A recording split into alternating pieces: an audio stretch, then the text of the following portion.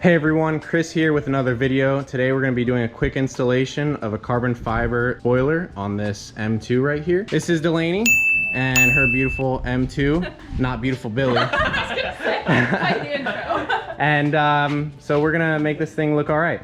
Let's get at it. To do an installation, you're gonna need a couple things. If you already have an existing spoiler, you'll need some fishing line. We're gonna use some masking tape to mark off and make sure we get a line, some alcohol, and a microfiber to prep the surface and make sure that everything sticks well. We're also gonna be using some 3M extreme hold tape because that is the strongest tape that you can use.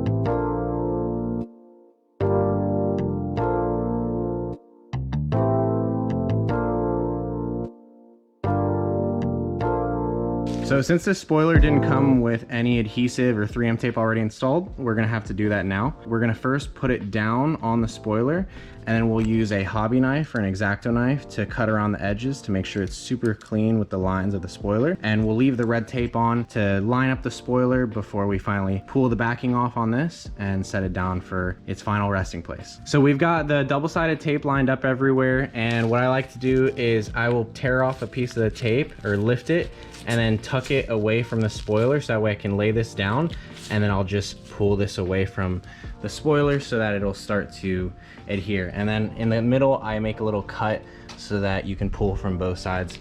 So let's get this spoiler mounted up. We'll pull the tape off and then should be good to go.